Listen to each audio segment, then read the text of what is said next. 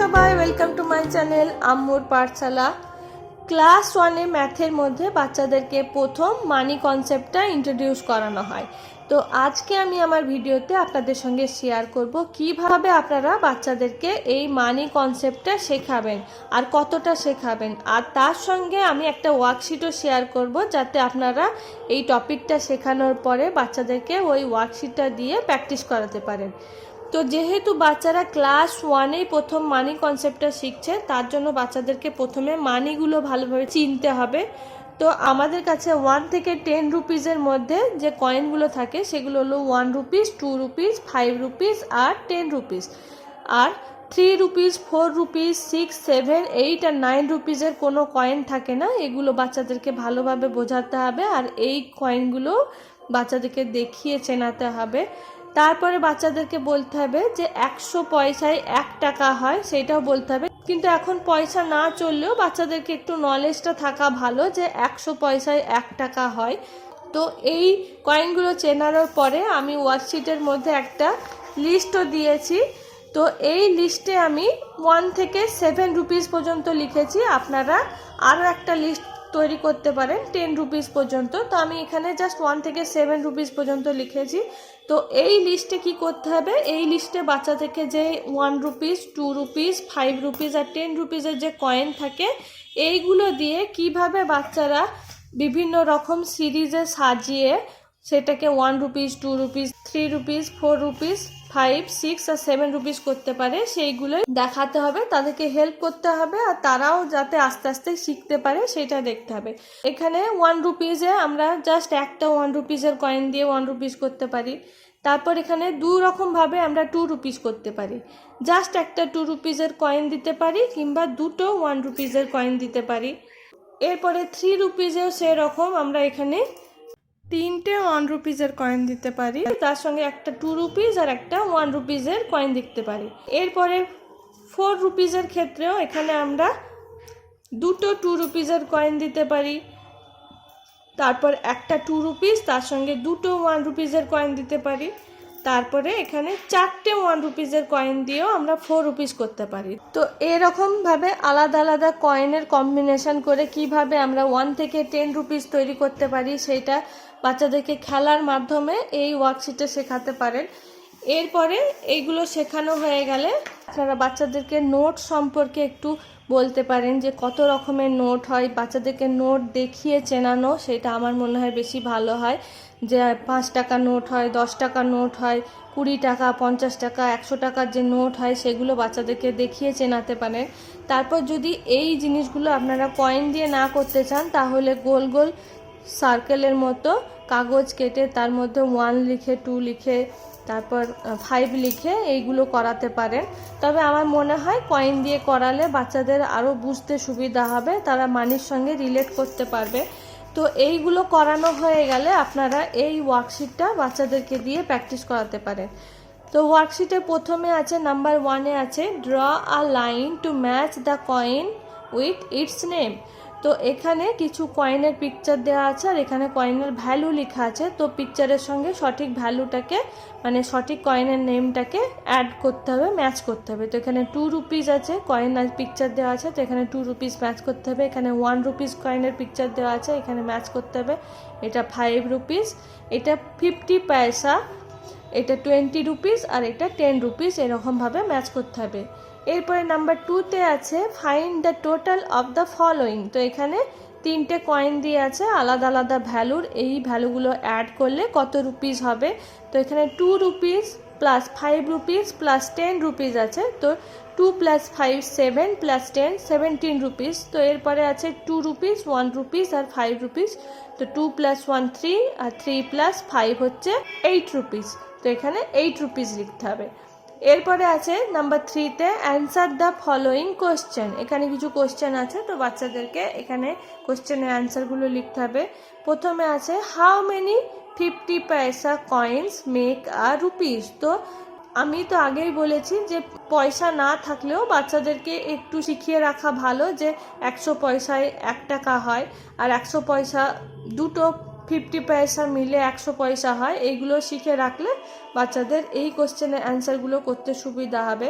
তো how many 50 পয়সা coin make a rupees, তো 2 50 পয়সা কয়েন মেক এ রুপিস।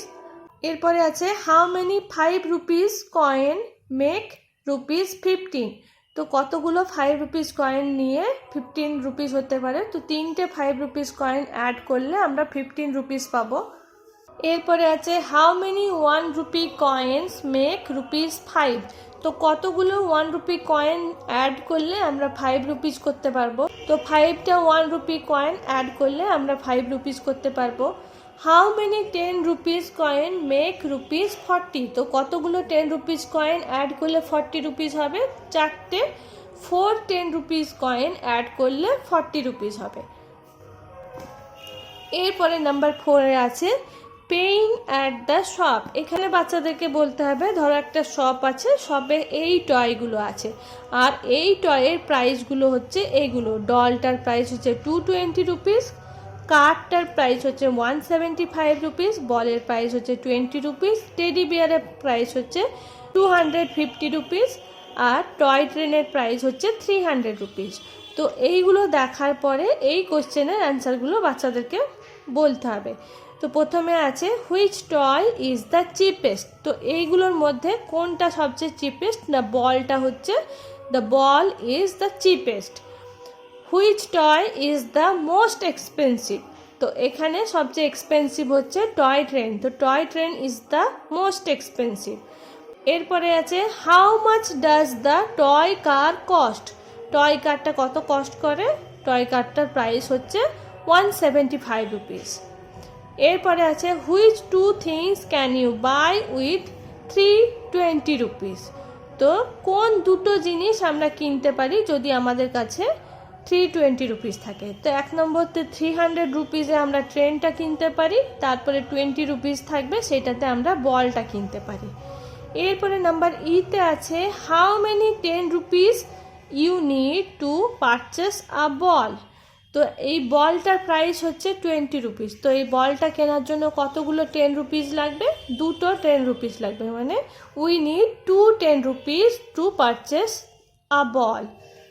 এরপরে আছে can you buy a teddy bear with 5 10 rupees coin, তো টেডি বিয়ারের প্রাইস হচ্ছে 250 রুপিস, তো 5 10 রুপিস কয়েন মানে হচ্ছে 50 রুপিস, তো শুধু 50 রুপিসে আমরা টেডি বিয়ার বাই করতে পারি না, তো এখানে লিখতে হবে no we can not buy teddy bear with 5 10 rupees coin. এরপরে নাম্বার 5 আছে which of the following groups of coins does not add up to rupees 7, তো এখানে কিছু কয়েনের কম্বিনেশন দেওয়া আছে, এগুলো অ্যাড করলে কোন গ্রুপটাতে 7 রুপিস হচ্ছে না সেইটাতে টিক করতে হবে। তো এখানে 2 + 2 + 2 + 1 আছে, তো এখানে 7 রুপিস হচ্ছে, তারপর এখানে 5 + 1 + 1 এখানেও 7 রুপিস হচ্ছে। এরপরে আছে 5 + 2 + 2, এখানে 5 6 7 8 9 রুপিস হয়ে যাচ্ছে, তো এইটাতে টিক করতে হবে। আর এইটাতেও 5 + 2 আছে, তো 7 রুপিস হচ্ছে। এরপর নাম্বার 6 আছে we do not have coins of, আমাদের কাছে কয়েন আছে 1 রুপিসের, 2 রুপিসের, 5 রুপিসের আর 10 রুপিসের, তো আমাদের কাছে কিসের কয়েন নাই, না 7 রুপিসের কোনো কয়েন থাকে না আমাদের কাছে, তো এটা টিক করতে হবে। এরপরে 7-এ আছে to buy a toy what rupees 10 you need, তো একটা টয়ের প্রাইস যদি 10 রুপিস হয় তাহলে তার জন্য আমাদের দরকার হবে 2 কয়েন্স অফ রুপিস 5 ইচ, 5 টাকার দুটো coin, or 3 coins of rupees 2 each, না 2 টাকার 3টে কয়েন, তো সঠিক অ্যান্সারটা হচ্ছে আমাদের 5 টাকার দুটো কয়েন লাগবে। এরপরে ওই মানি রিলেটেড দুটো ম্যাথ আছে, তো এই ম্যাথে প্রথমে আছে Mohan's father gives him 1 rupees every day, মোহনের ফাদার তাকে প্রত্যেক দিন 1 টাকা করে দেয়। How much money does Mohan get in a week, তো আমরা জানি একটা উইকে 7 ডেজ থাকে, তো 7 ডেজে নর্মালি যদি প্রত্যেক দিন 1 টাকা করে পায় মোহন, তাহলে 7 ডেজে মোহনের মানি হবে 7 রুপিস। এরপরে নাম্বার 9 আছে Rahul bought a pencil worth rupees 10 and a book worth rupees 75, from a shop. তো রাহুল একটা শপ থেকে একটা পেন্সিল কিনেছে 10 রুপিজের আর একটা বুক কিনেছে 75 রুপিজের। He gave the shopkeeper 100 rupees note. এরপরে শপকিপারকে 100 রুপিজ নোট দিয়েছে। How much money did the shopkeeper return to Rahul.